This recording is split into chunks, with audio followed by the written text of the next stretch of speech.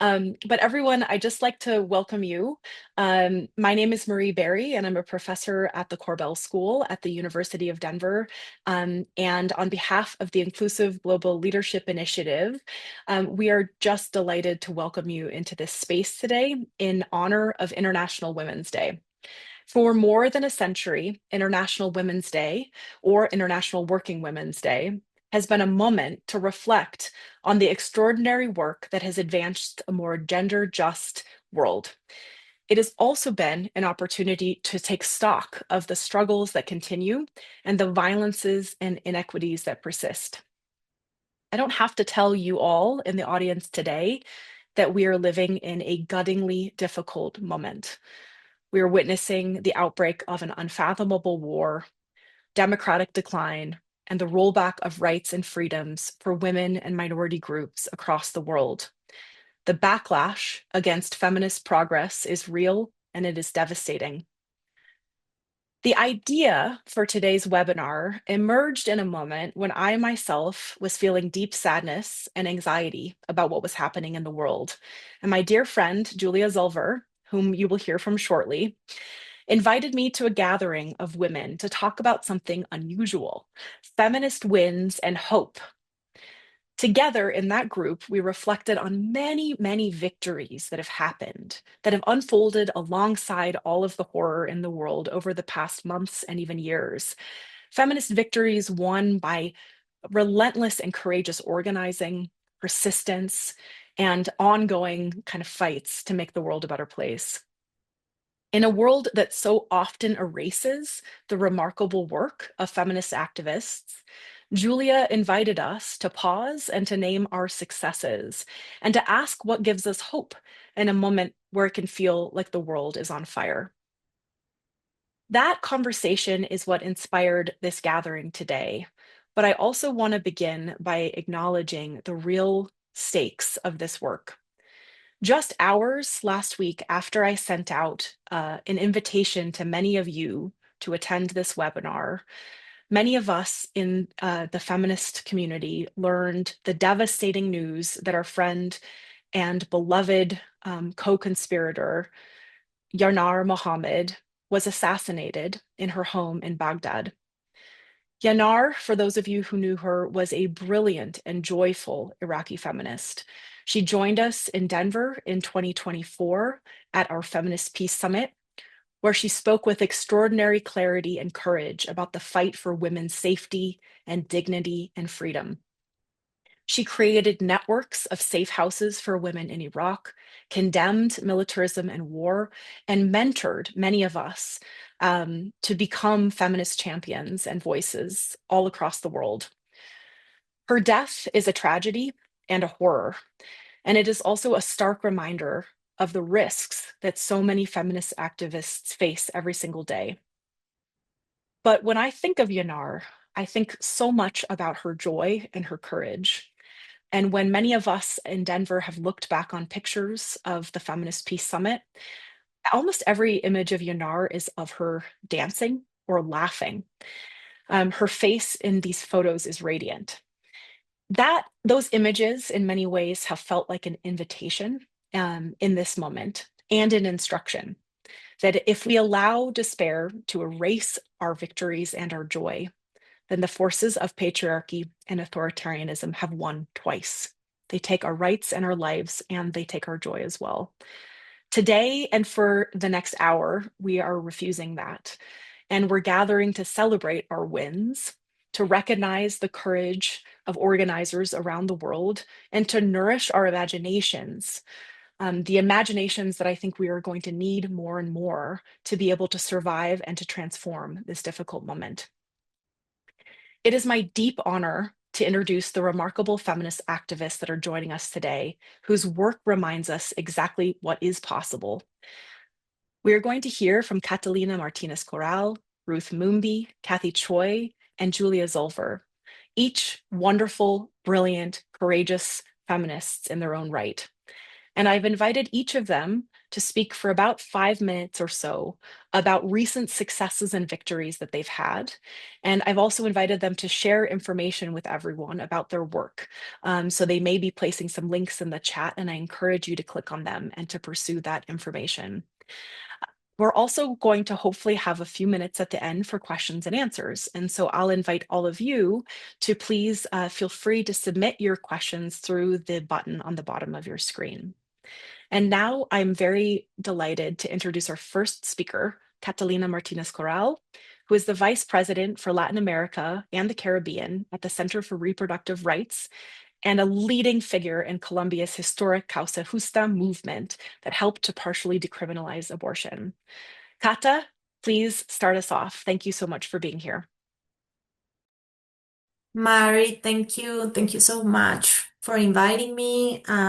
It is an honor for me to be here with you and with the other panelists in this important day, no? The day after 8 March, to talk about the work we are doing and trying to bring some hope to this conversation, taking into consideration that the context is not easy and and and we need to continue like doing the work and fighting for these rights.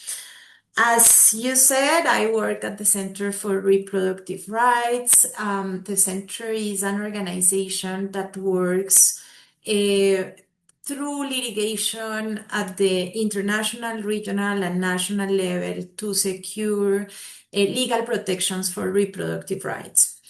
And I wanted to start with that because I have been here for 10 years, and the first thing that I need to say is that changing the law is important, but it is not enough. And I think that the work that we have been doing to secure these legal protections has been more powerful because we have understood that we need to do this work in a collective effort, that we need to understand that while we are changing the law, we also need to work through the social decriminalization of abortion, or like to be able to really create cultural and social changes. And in order to do this, you need to work as a movement. So I wanted to start with that because you will see that each of the victories that we have achieved in the region have been the result not only of a legal and advocacy work, but also of huge mobilizations and collective efforts that have achieved also a an understanding in the society on why this is important and why we need to continue fighting for this. So I wanted to start naming some of the victories we have had at the national level, I want to start with Argentina, of course. Argentina in 2020 legalized abortion in the country, and this was a result of a huge mobilization from Argentinian feminists that organize themselves in what today is called and recognized as the Green Wave movement. That is why I am wearing this scarf today. That Green Wave movement started in Argentina. Thousands of women were taking the streets, were talking in social media, were in the press. We were doing pedagogical work in the territories so that everyone in Argentina could understand why the changing of the law was important. And they had this slogan that I really like, that is "En la calle ya es ley," in the streets it is already law. Because what they were saying in this conversation while they were trying to change the law in the country is that citizens, women citizens, and the society in general already was understanding why this was a right and the law needed to be changed. In 2020, the law changed in Argentina, but this was the start of something very big in Latin America because the Green Wave started to to become a regional movement, and then each country of the region started to fight for abortion rights under the green wave. Um, Hat, no? So after that, in 2021, the Supreme Court in Mexico decriminalized abortion in the country. And after this happened in Mexico, several states in Mexico have been taking steps forward to the decriminalization of abortion in the country. Then in 2022 happened the big decision of the Colombian Constitutional Court.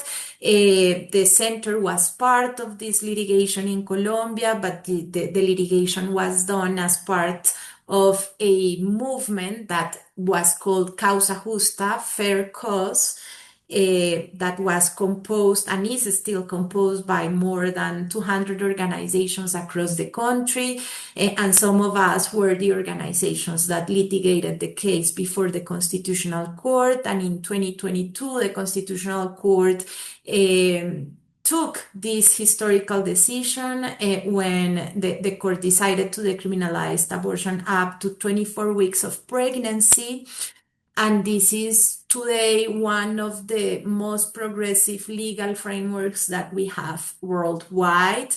And it happened in South America, in Colombia, and as part of this collective effort that was very important, because while we were litigating this case before the Constitutional Court in Colombia, we were also doing advocacy, mobilization, and communication strategies so that we could have a national conversation around reproductive rights and around why abortion matters as a matter of equality and freedom.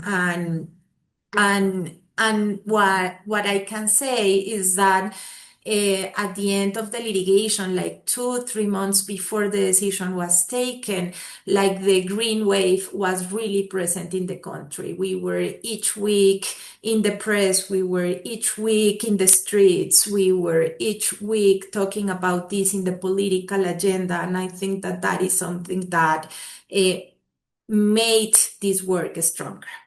And just to finish, because I know we will have a lot of time to continue the conversation, I wanted also to highlight some of the most important decisions that we have today at the global level and also at the regional level. At the international level, last year, the Human Rights Committee of the United Nations released 4 decisions on behalf of girls that were victims of rape and didn't have access to any kind of reproductive, sexual or reproductive healthcare services, and were forced to continue their pregnancies. The decisions came after Trump was assuming the presidency in the United States. And these were very important decisions because the Human Rights Committee was recognizing that what happened to these girls were human rights violations, that these situations constitute torture towards these girls, and that we needed to continue fighting for reproductive rights and for abortion rights worldwide, because this is a matter of equality and freedom.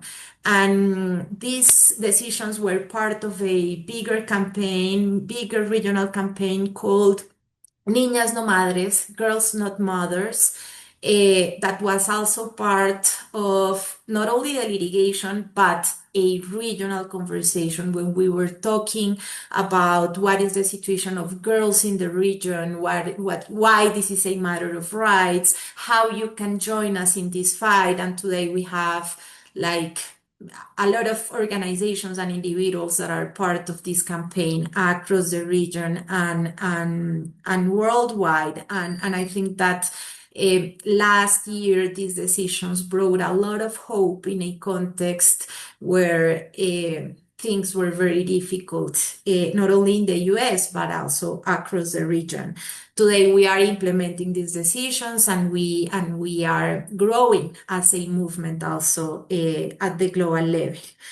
And finally, last week actually, the Inter-American Court on Human Rights released a very important decision. The decision of Celia versus Peru is a decision of forced sterilizations that happened during the Fujimori regime in Peru, and is a decision that recognizes that reproductive rights are human rights and that we need to secure reproductive autonomy, access to reproductive health services, and consent to each decision that has to be with our body and our lives. So with that good news, I think that I will leave my presentation here, and of course we will continue the conversation later.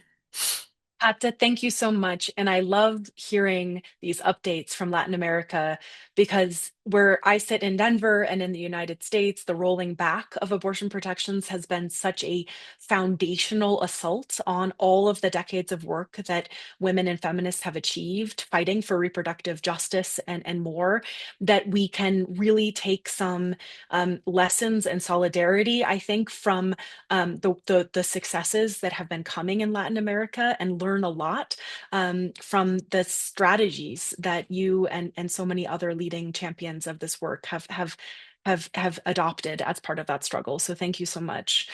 I'm delighted to turn next to my friend Ruth Mumbi. Mumbi is a Kenyan feminist and organizer and co-founder of the Women Collective Kenya, whose grassroots activism has helped defend communities facing evictions and advance reproductive justice in Kenya, including through being very involved in one of Kenya's most historic abortion cases. So Mumbi, welcome. Let's get you on camera and let's hear about some of the successes that you've had recently. And I want to flag one as you're getting set up here because Mumbi is also, as part of this initiative, was able to open a survivor-led kitchen just yesterday on International Women's Day. And so I'm hoping that we'll be able to hear about that. And I also know, Mumbi, are you there? I also know there's been a lot of rains and floods in Kenya. So if we don't have video, there we go. We're good. Okay, take it away, Mumbi. Yeah, yes, I'm here, but I'm going to switch off my video because, I'm deep down in the grassroots where we don't have privilege of good connection, and electricity might also go away, and they don't want to be talking from in a black out. But my name is Ruth Mumbi. Allow me to switch off my camera. My name is Ruth Mumbi, as Marie says, and I'm a grassroots feminist movement organizer. And I work in the informal settlement of Kenya and at the urban poor. I coordinate the grassroots movement of women called the Women's Collective Kenya, which our organizing is deeply rooted in feminist solidarity and reproductive justice, as well as the economic liberation of women who have survived violence and poverty, also displacement and the state neglect.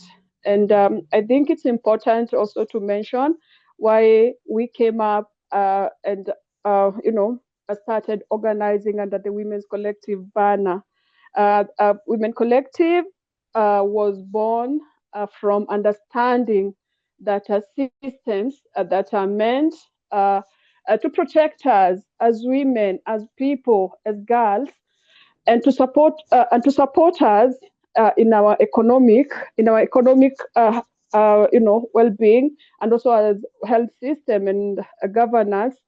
We realize that in most cases it do fail us, and we continue to live in the margin, and that's why we started a women's collective, so we can organize and also bring together women who face intersecting injustices from sexual violence and gender-based violence. Because I come from a community where also police brutality and victimization and also branding of young men is also rampant. So all these injustices made us to come together as women so that we can rise and also denounce these violations and the oppressions that we continue to face from the lived realities that we were born in. But again, it's also important to say that even within these conditions, women are not passive victims of crises. It's so inspiring that with all these conditions, with all these violations, with the oppression still going on and the victimization of women, we still find women as organizers. We are still caregivers, and we are still strategists, and we are also movement builders.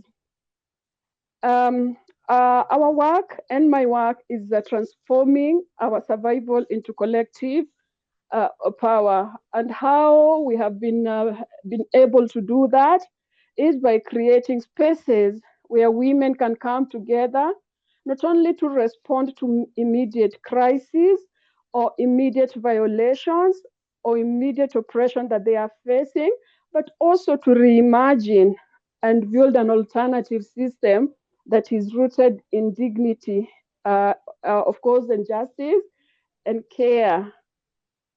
Through the work that we have done with the Women's Collective, we are trying and we are building care networks that ensure women and who face networks that ensure no woman faces violence or hardship alone. We are coming together to create solidarity economies where survivors of violence can build their livelihoods and have economic autonomy. Because when a woman is economically empowered, when a woman has economic power, it becomes easy for her to move from a space that is not safe for her. So that's why we continue to create these care networks to ensure that we give women spaces where they can thrive. And most important, we are also trying also to nurture, to create spaces for grassroots feminist leadership, where we are nurturing young feminists and especially adolescents who have experienced injustices to become very leaders, also in terms of shaping solution in in communities that they come from. And I'm glad to be here today because in most of the time, as feminists, as organizers, as movement builders, we always forget to celebrate the little, if not big wins that we have had as a people. And today's session is very important for us to reimagine and also celebrate even those little wins that we have had as movement. So when we speak about our feminist wins, for me, we are not speaking about something deeply powerful. We are speaking about women who are once marginalized, reclaiming their voice, their power, their future together, working together, holding each other, crying together, and celebrating together. Because feminist joy, it's a priority, and we must continue, celebrating even in times of a crisis. Because when we lose hope, when we lose that joy, that's when we start dying as a people. That's when the movement starts, going down. So allow me to talk about one of the most wins that as a collective we have had. And thank you, Marie, for raising it. Yesterday, the International Women's Day, we marked it in a very powerful way. And it's one of our most powerful feminist win that we have seen this year as a movement. It's the Mama's Kitchen. We launched a Mama's Kitchen yesterday, and the Mama's Kitchen, it's a political kitchen, a feminist livelihood initiative created and led by women a unique group of women who have survived sexual and gender-based violence. And for us, the kitchen is not simply a cooking space. It's a feminist economy of care. It's where women collectively can reclaim dignity, where women collectively can rebuild their livelihoods and transform survival, into collective power. I'm so emotional and passionate about it because it's such a milestone for us as organizers. And through this food solidarity and collective cooking, we see a situation where women can generate income that support their households while creating, that safe, trusted space for healing, for political reflection, inspired also by the Black Panthers, who also organized before us. They used to have a kitchen that was supporting and also radicalizing and building consciousness of children by providing food. So for us, it's also about feminist consciousness building, and we are seeing this space as where survivors of violence can no longer be isolated, but instead find community strength and voice.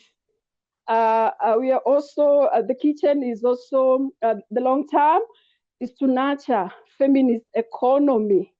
And women, the survivors have started something we call in Kenya a merry-go-round savings. It's a revolving fund where women pool resources together to support one another in meeting urgent needs, maybe like school fees, rebuilding back their lives when maybe they want to pay for health insurance. So for me, it's a political space. And as I had said, our work has a lot of intersectionality. And I think it's also important to mention and also acknowledge the support that we have also received from the Center for Reproductive Rights. And I'm happy that I'm sharing a platform with Catalina. Thank you so much for resourcing the work that grassroots movements are doing in Kenya in terms of organizing women, in terms of organizing girls, so that they can reclaim back their reproductive autonomy. So as a movement, we also work on broader issues of the reproductive justice. And also one of the important wins and the most powerful win, it was the historic case, Catalina is aware, the historic case of JMM, where I was a third petitioner, and the case was taken by the Center for Reproductive Rights, and we won. It was a landmark ruling that did only impact on Kenyan women, because now you cannot talk about abortion rights in Africa without quoting the JMM case. And this is such a massive win that was led by the movement in terms of also, making sure that we are able to have access to safe and legal abortion. Yes, and Thank you, Mumbi. You're amazing. This is just such a great overview of everything you've been doing. And Mumbi, can I ask you, can you put into the chat if you have those pictures you sent me, or maybe they're on Facebook, of the opening of Mama's Kitchen yesterday, in case people are interested in learning more? It's true, as Mumbi mentioned, the joy and the power in that space is really palpable, and you can see it in the images. So I hope we're able to see those. Mumbi, thank you so much. And I want to next introduce Cathi Choi, who is the Executive Director of Women Cross DMZ, a global movement mobilizing activists to end the Korean War and to advance feminist leadership and peace building on the Korean Peninsula and also beyond. Cathi has amazing updates, and I'm so excited for you to share them with us, Cathi. Thank you so much.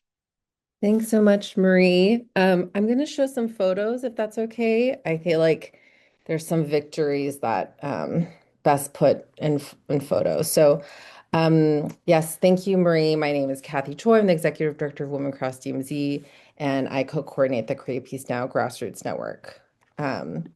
So I want to show some photos of what you could say is our founding victory, Women Across DMZ, where 11 years ago, 30 women from around the world did this peace march from North Korea to South Korea, calling for an end to the ongoing war. As you all may well know, the Korean War never ended, but was just temporarily signed with a ceasefire and with an armistice agreement. So our founding march here in the DPRK, where we also held peace symposiums, DPRK as in North Korea, with women in North Korea, rooted in the principle that war is what undermines women's security by all measures, by socioeconomic standards, psychological well-being, and just, of course, the very real threat of war. I would be remiss if I didn't name today that the US and South Korea began their yearly war drills that are extremely detrimental to the environment and always escalate tensions.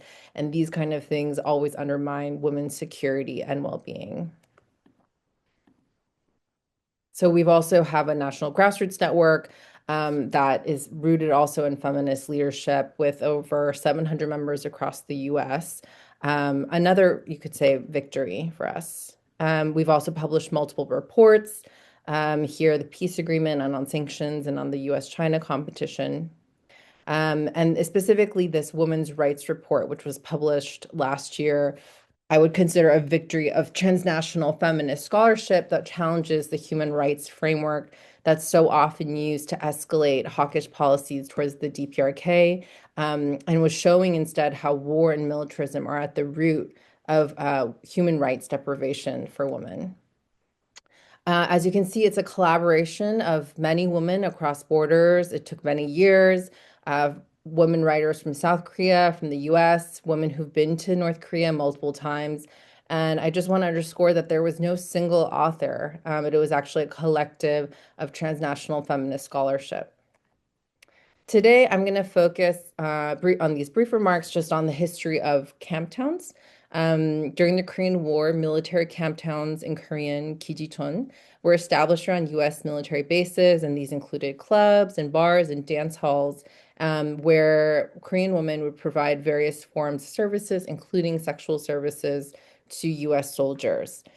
For many decades, the U.S. military and the South Korean government exploited women to facilitate their military alliance under the pretext of national security. And this included extremely draconian policies such as detaining women for the purposes of administering STD treatments, especially in the 1960s when USFK, that's US Forces Korea, members had high rates of STDs. And of course, the US military servicemen themselves were not detained and forcibly administered treatments. The US military and South Korean government established these STD detention centers. Here's one of the last standing buildings in the city of Dongducheon, where they forcibly quarantined infected so-called comfort women. These women were also required to take STD tests twice a week at public health centers. They had to carry their health cards with them with those confirmed negative test results. If they failed to show those cards, they were forcibly detained and quarantined for days. And the testimonies illustrate the distinction between today's sex work and sex work industry, as these women in Korea were trafficked often as teenagers, as children, 14, 16 years old, and financially abused to prevent their escape, surveilled, policed, controlled, and disciplined. Here's one of the centers explaining a little bit about the layout. And again, the women endured policies of detention and isolation, and this also included overdosing of penicillin in the medical administration treatments, and penicillin was only available from the US military at that time in South Korea. And this also included policies of patriotic re-education, wherein women were told by officials that they were serving their country. But a victory here that women and feminist activists and allies in that same site of Tongducheon at that building have staged this encampment for over 550 days. They're trying to prevent the destruction of that building and to ensure that it can be used as a site of education to ensure that this history doesn't repeat itself. This is one of the amazing activists who is in Dongducheon, who Marie also met, Che Hee-shin. She is an incredible, just a hard-nosed activist who every day provides political education in Dongducheon, and who has just been at that encampment day in, day out for nearly 2 years. So I also just focus on the lawsuit that South Korean women filed in 2014. And here's an image at their successful ruling date. So in 2014, a group of 122 women who had worked in these military camp towns filed a lawsuit against the South Korean government to hold the state accountable. It took 8 years. I won't go into all of this procedural history now, but just suffice to say, it took 8 years as litigation is painstakingly slow and cumbersome. But after 8 years, the Supreme Court of South Korea ruled that the South Korean government did, in fact, illegally coordinate, manage, and operate military camp towns for the U.S. military, actively facilitating prostitution. And here's just some of the last bits of that procedural history. Here is the human rights lawyer Ha Joo-hee with the plaintiffs upon the successful announcement of that Supreme Court ruling, which marked a real watershed moment. But the activists were still left with the fact that the U.S. government had not been held accountable.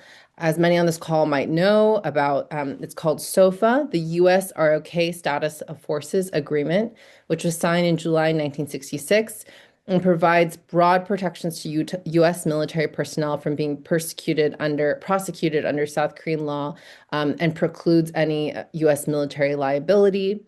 As many of you know, host governments of the nearly 800 U.S. bases abroad are in different power positions in relation to the U.S., but none of them are on equal footing. So this is a press conference in September 2025, so very recent. The group of plaintiffs again filed for similar and same allegations against both the South Korean government and the U.S. military. But the distinction of this lawsuit from the 2014 filing is that it is specifically aimed at the U.S. military. While it does not name the U.S. military as its formal defendant because of SOFA and because of the liability preclusions, it is aimed at the South Korean government to get justice from the U.S. military for its role in camp towns. Here's some more details about the lawsuit and what it demands. It demands a formal apology from the U.S. military, as well as financial compensation for each of the plaintiffs. And I showed some amazing images of resistance, which I think it's important for all of us to leave here with that spirit, but also just to underscore how much stigma these women have faced, especially compared to the Korean comfort women who were stationed in Japan or who were sent or forcibly removed to Japan. And anyone with familiarity knows that many in South Korean and U.S. society and globally still deny their histories and claim that they were not coerced, and draw distinctions between them and other so-called comfort women who have received mainstream empathy. Here are some of the testimonies from the plaintiffs. I won't read it in full, but if people are curious, I can send it to folks just because of limited time. But I just want to focus now on also the US-based solidarity that we've been able to build. There's a long history of different groups like the International Women's Network Against Militarism, who organized speaking tours of some of these survivors decades ago. And now this lawsuit, the filing last fall, has provided an event around which we in the US and globally can spur a new wave of solidarity and renewed interest in this history. And while the legal win is important, as you know, a lawyer myself, I also know that legal wins are not enough, and are often and most times imperfect. But what litigation can do is open doors by creating an event, inciting the public, and create opportunities for education and all forms of redress. And here in the US, we've been able to gather some solidarity from Veterans for Peace, for example, and searching for conscientious objectors in response to the activist call in South Korea. We've had educational webinars. We've had over 300 registrants for this particular webinar with bilingual access simultaneously in both Korean and English, and building this transnational connection. We were so honored to have Rashida Tlaib join, who gave very moving remarks about her experience as a Palestinian American and challenging the US military-industrial complex and how this country is addicted to war and how we must change that. Some of the remarks. And finally, something that we look to, this is an image from 2007 of one of the comfort women who were stationed in Japan at a congressional testimony and hearing about Japanese government's wrongdoing with respect to Korean so-called comfort women. And out of this came a congressional resolution, actually sponsored by a Japanese American Congressman Mike Honda. And it named specifically the Japanese government's role in perpetrating these crimes against Korean women, but we have no such thing in the US yet. So on that note, just today, I'm so glad to announce that we have gathered over 100 global women leaders and organizations to actually send a letter to fill that gap. We wrote to the Senate Armed Services Committee, urging Congress to initiate an investigation, to release records related to the U.S. military's role in these camp towns, and to hold a hearing for accountability and redress. We had some amazing group of signatories, including Marie, Bridget Moix of the Friends Committee on National Legislation, Diana Oldbaum from the Center for International Policy, and many, many more amazing women leaders and activists and artists. And so just to close, I want to underscore that when we're doing this work, I'm a US-based activist organizer, and I do this work out of solidarity because I know that our societies are intertwined, interconnected, and that no society can thrive under militarism, neither the perpetrator nor the victim. And we all know that the US, I'm in DC now, I'm seeing so many militarized police on the street and that we're suffering every day due to the ballooning now potentially $1.5 trillion military budget. We're also in a moment of reckoning with the Epstein files, which is such a deeply ugly reflection of how we've allowed in this country for so long elites, men, leaders, so-called leaders, to act with total impunity, abusing scores of women and girls.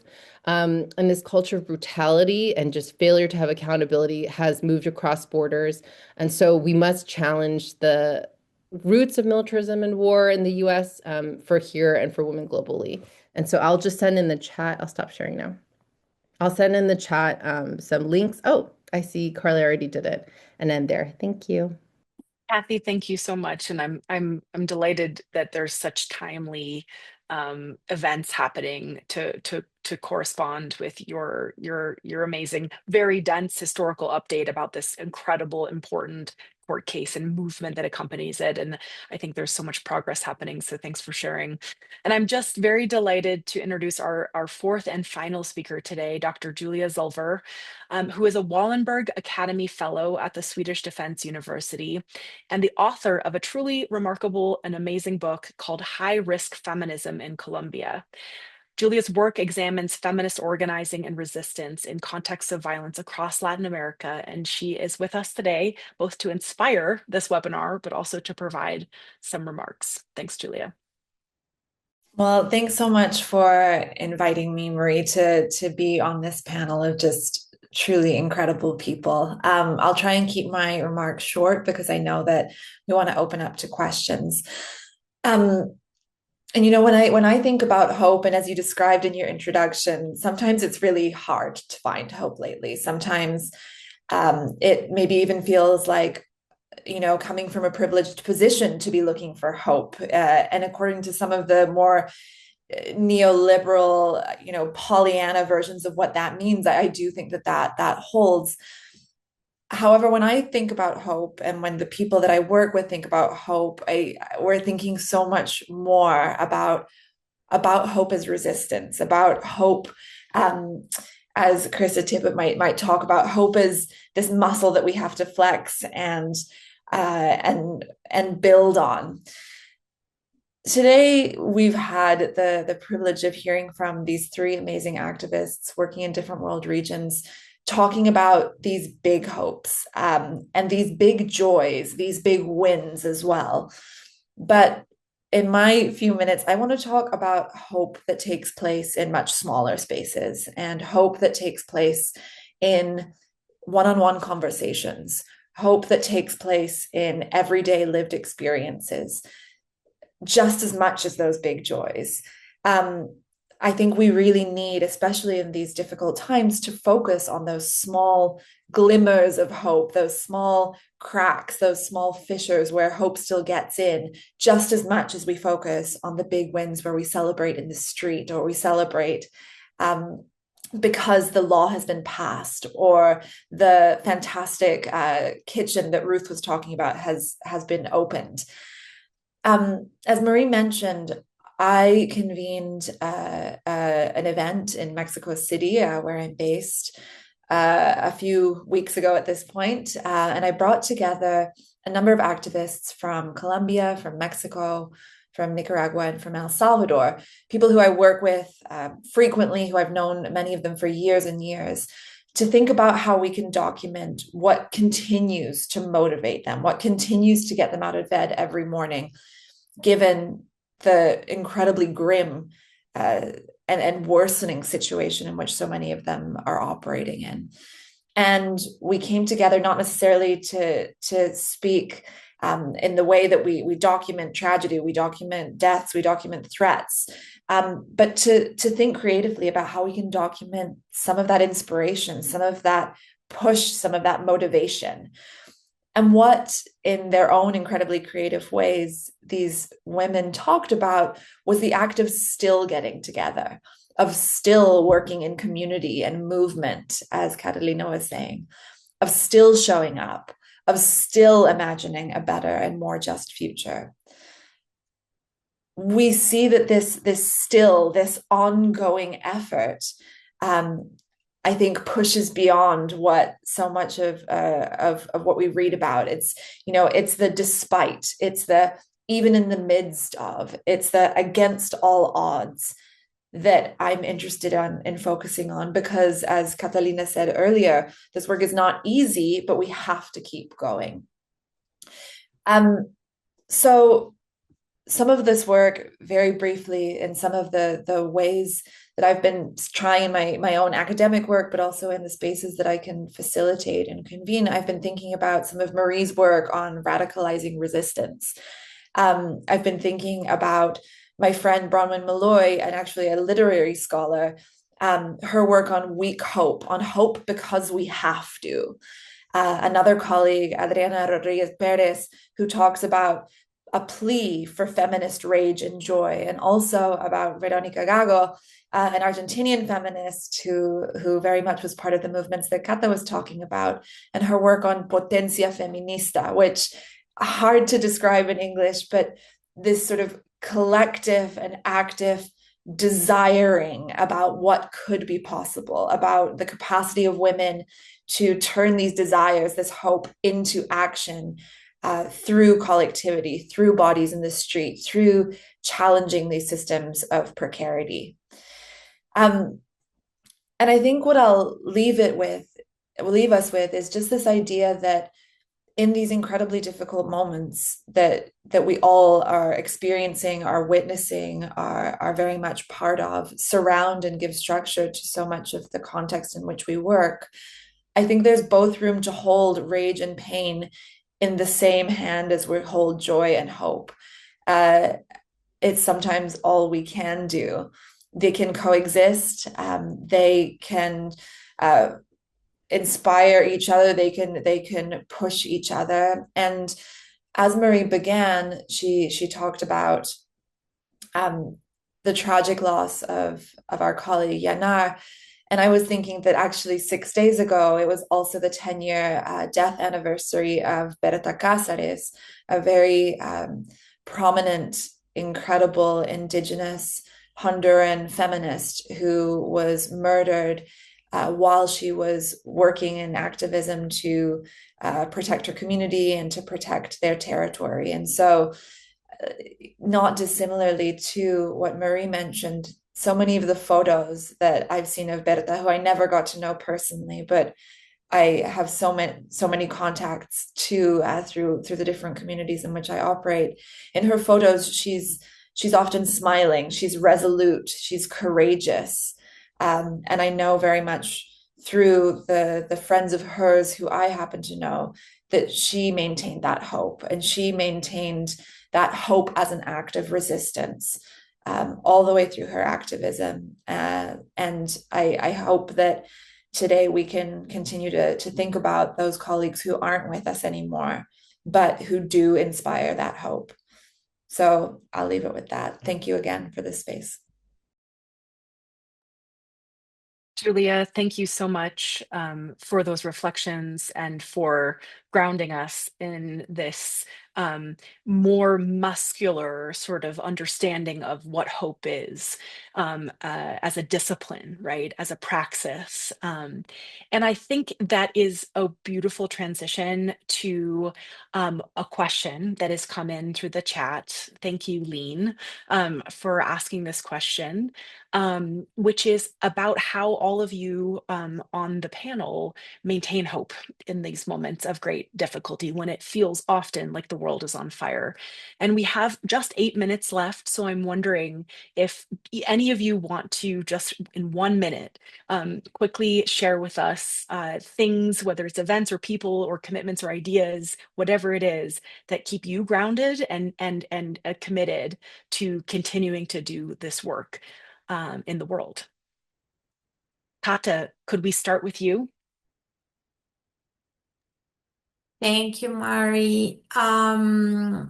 Yeah, well, I think that I am gonna start with what Julia was saying at the end of her presentation. I think that hope for me looks like the movement that we have built.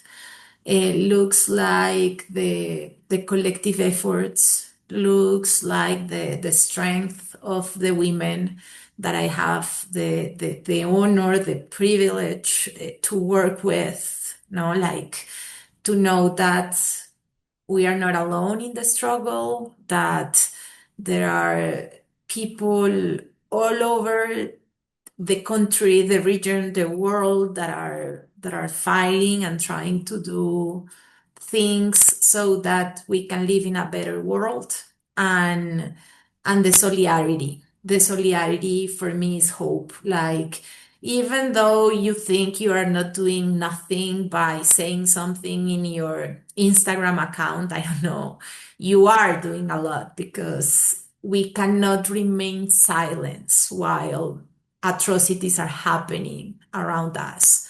So showing up in solidarity for me, and seeing that there are people showing up in solidarity in many places, gives me hope. Yeah. Thank you so much, Kata. I think that's beautiful. Mumbi, would you like to jump in and share what gives you hope? Yes, and that's a really an amazing sort of reflection. And for me, what really gives me hope, like the sisters before, it's the solidarity that our communities continue to build. Like maybe a good example here back at home, when there has been massive flooding, and people are coming, communities coming together to feed one another during such floods, and to hold each other, turning solidarity into survival when an institution fail. That's what gives me a hope as a person. Seeing that solidarity, the love that our communities continue to share, and holding each other when the system has failed us. Thank you. Thank you so much, Mumbi. Cathi? I love that solidarity and survival. I think what is coming to mind is just the big and the small. So, like this lawsuit, and then there's the lawyer who's behind the lawsuit, and there's all this like technical know-how, and there's the like really long complaint, and I'm sitting across from the Supreme Court. But then there's also just like right now I'm in my colleague's office because I'm actually here for a convening, and she lent me her space. She brought me a coffee because I've just been on the road. So there's just like all of the very small ways feminists and women, we all show up for each other, from the very material daily needs like mutual aid that Ruth was just, I'm so excited about this kitchen effort that she just mentioned, to, maneuvering these large institutions led by folks who do not have our best interests in mind. Thank you. I think that's beautiful, Cathi. Julia, would you like to close maybe with what you personally find to keep you motivated and going? I know you've shared already. I was going to say, I think with all of this, with the hope, it's still the ability to experience joy. And it's the ability, again, as I said, despite, in spite of, in the midst of, to be in spaces, to witness spaces, to be parts of communities where people are still laughing, are still holding parties, are still making jokes, and are doing so in the midst of the most dire circumstances. And I think that it's that ability to find those moments of levity that allow the solidarity, that allow the movement, that allow the collectivity to continue nurturing itself, feeding itself to continue. Things are difficult, but we can find those moments of joy and of levity, and that gives me hope. I love that so much. Thank you, Julia. And it gives me tremendous hope simply to see all of you show up for a webinar from across many different time zones and across different parts of the world, to pause and to reflect on both all of the grief and the heartbreak and the devastation that we are all feeling, but also to be in a Zoom room at the very least together to notice the wins that exist all around us, to notice the care and the community that has been built amidst great difficulty. And I think as one of my friends and an IGLI alum, Aluel Atem from South Sudan, shared with Carly and myself last week, she said, we're at a point where we cannot afford to be disappeared. And we are disappeared when we fail to acknowledge all of the successes and wins that we have had despite it all. And so I think with that, thank you for being here today, for sharing this space with us, and for celebrating these wins in a world that feels like it's on fire. Take good care, everyone, and please click on the links, share the links with people in your community, and follow up if you have any questions or you'd like to learn more about any of the work of any of our panelists or about the Inclusive Global Leadership Initiative at the Joseph Corbell School at the University of Denver, which I'm happy to say is celebrating our 10th year this year, 10th year. So with that, I'll say goodbye. Thank you all very much. Thank you so much. Bye-bye.